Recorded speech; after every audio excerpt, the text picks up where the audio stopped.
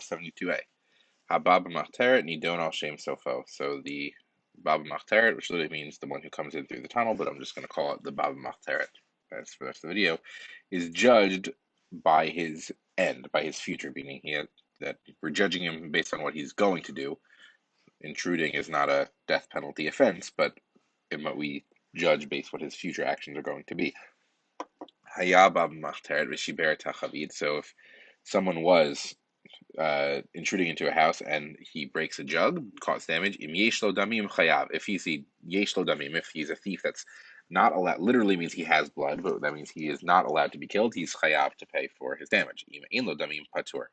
But if he is a killable thief, he's the thief who the homeowner was allowed to kill, he is exempt from paying for that damage because we said that he's in the death penalty zone. The death penalty is in the air during the time he damages, and we know that you only get the greater of two punishments. Since he's eligible for the death penalty, we ignore the monetary payment.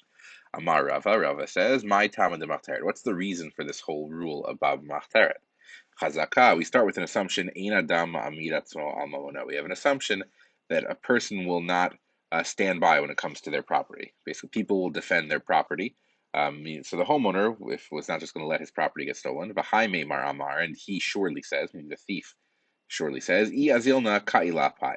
If I intrude into his house, kailapai, he's going to get into my face because people don't stand by when it comes to their money. He will stand up in my face. He'll confront me. Velo shavikli, and he won't let me go. He won't let me steal the stuff. He won't let me have it. So v'ikailapai. So if he stands up in my face, katilnalei, I will kill him. So meaning that since the thief knows the homeowner will defend his property, the thief is prepared to kill in order to steal the stuff. Torah Amran, the Torah says, Im bala horgacha, someone is coming to kill you, hashkem lahorgo. So that's the reason we can kill the Ba BaMachteret. We assume that the thief is coming with violent intentions, since he knows the homeowner will confront the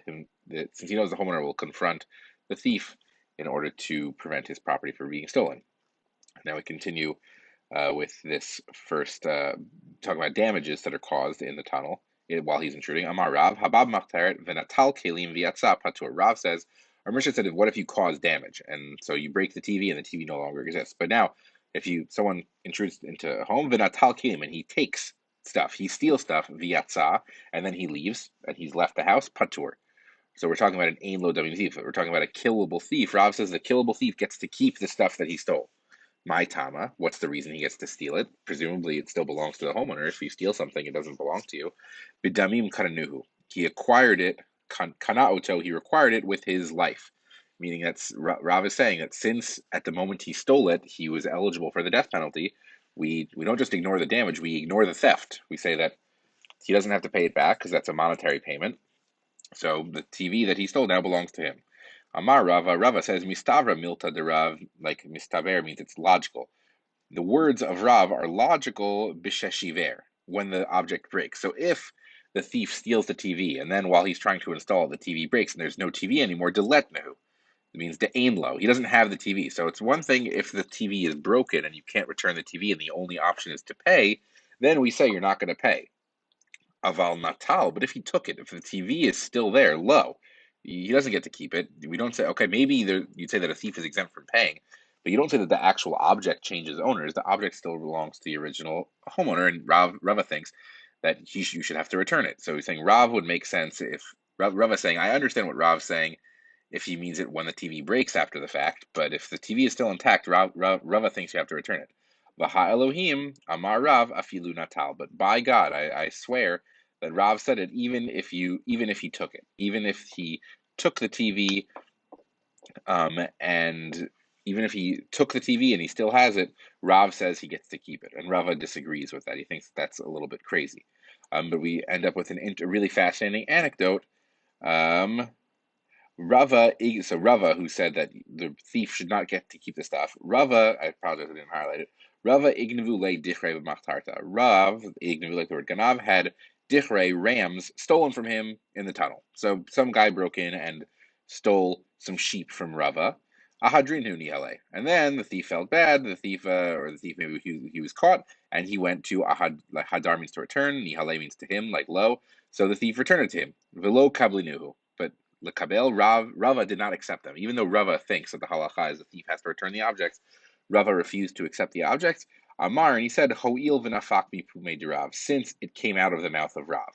Meaning that Rava, even though Rava thinks Rav is wrong, Rava had such significant respect for Rav that when it came to his own items that were stolen, Rava did not accept the sheep in return, because Rav would have said it's exempt, so he's going to, even if though he thinks it's wrong for himself, he's going to be machmir, he's going to be stringent and follow Rav's approach.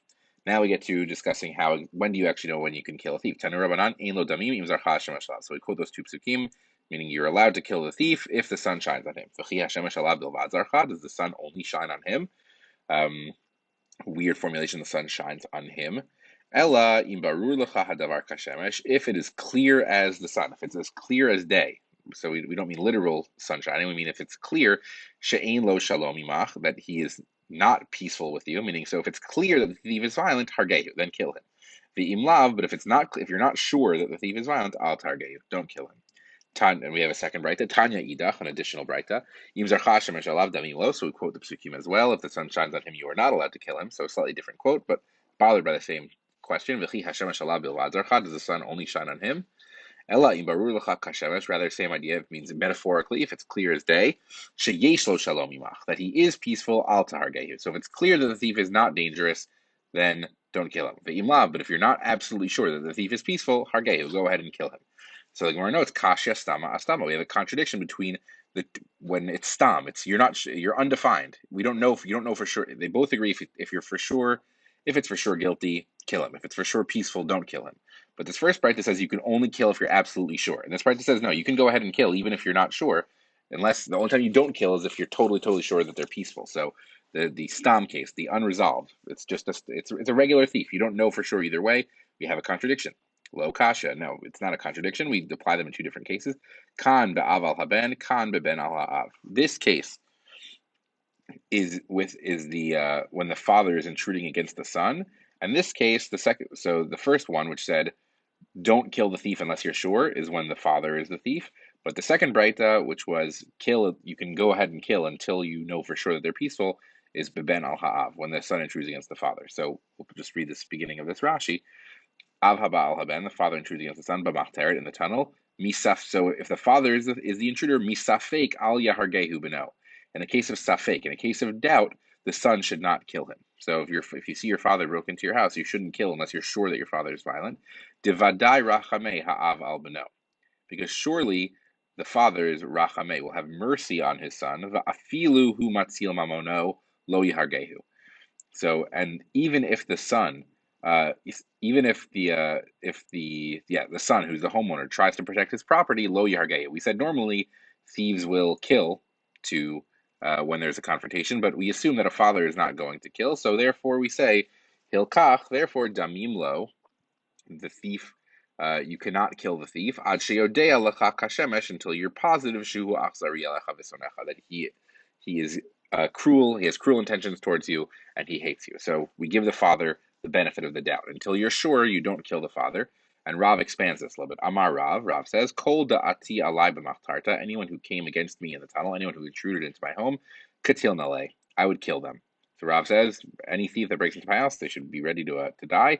Levar, except for Rav Chanina bar Shila, My Tama, the Gemara wonders, why would Rav spare Rav Chanina? Ilema mishum tzadiku. If you say, because in this hypothetical, Rav Chanina is a tzaddik, so Rav would spare his life. Haka ati matarta, but he is coming in the tunnel. In this hypothetical, Rav Chanina is no tzaddik. He's intruding into someone's house. It can't be his righteousness is saving him in this hypothetical. Ella, rather, mishum dekimli begave, because he treats me demrachem alai, that he is merciful against me, kirachem av al haben, like the mercy a father has for a son. Rav is saying that I wouldn't kill Rav Chanina because I know Rav Chanina loves me like a father loves a son, and he wouldn't harm me. I trust that he is not there to hurt me. So even if he intruded into my house, I would not kill him. Okay, next discussion about Shabbat. Tanu Rabbanan, we have a braita. Damim lo bein b'chol bein b'Shabbat. That this category of damim lo, meaning a non-killable thief, applies both on a weekday and on Shabbat.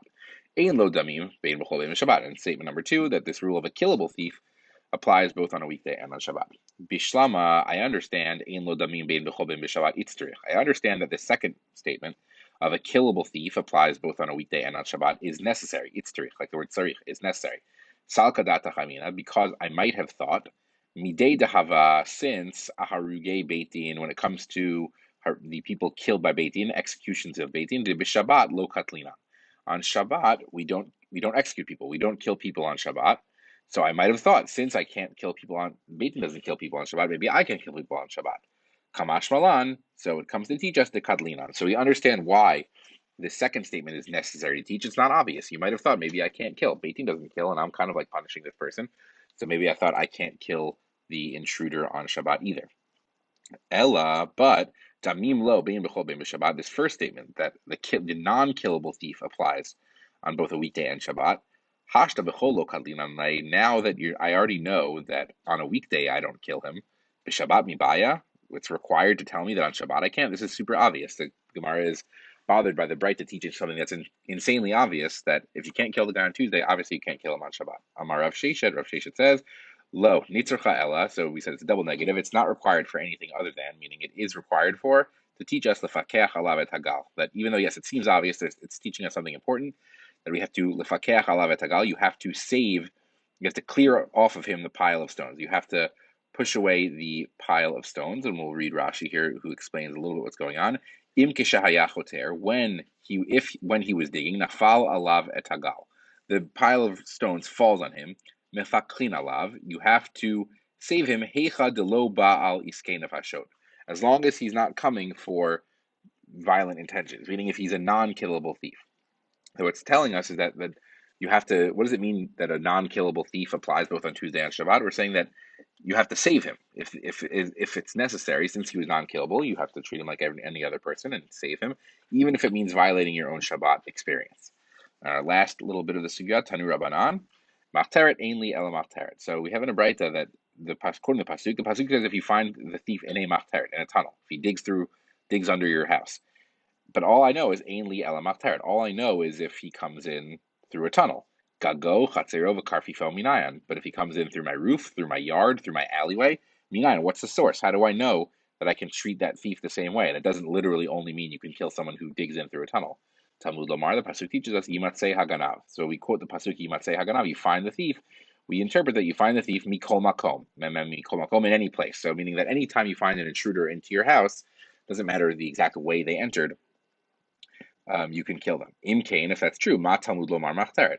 So what is the pasuk coming to teach us by mentioning the tunnel? Why mention the tunnel specifically if the rule applies to any mode of entry? First Breita says, because the majority of thieves are found in the tunnel. The Torah just happened to use the most common example. There's nothing special about a machteret.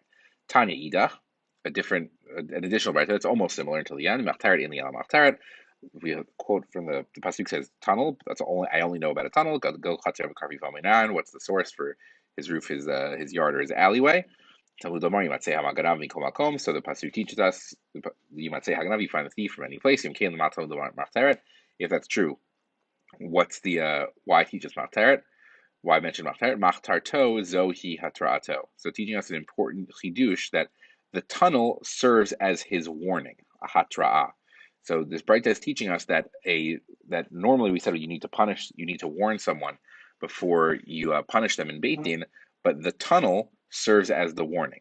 And Rashi very quickly said, we'll see the very beginning, Rashi says, She'eno tzarich hatra'a acheret ela horgo miyad, that the thief does not require any other warning. You don't have to warn the thief, say, hey, get out of my house or I'll kill you. Ela horgo miyad, you can kill him immediately. Why? Dekevan de tarach umasar nafshe. Since the thief tarach means he worked hard, umasar nafshe, and he risked his life. He put all of his energy lachtor to tunnel here. Adata dahachi ata, that he's coming with this knowledge. De ikai lape katil nale. So we assume the fact that the thief decides to go through this intensely laborious and dangerous process to tunnel into your house, we know his intentions. The point of hatra'ah is to tell if someone is doing it on purpose or not. And no one tunnels into a house by accident. No one tunnels into a house without the knowledge of the plan to kill the homeowner. So therefore, you are allowed to act first. And that is our sugya.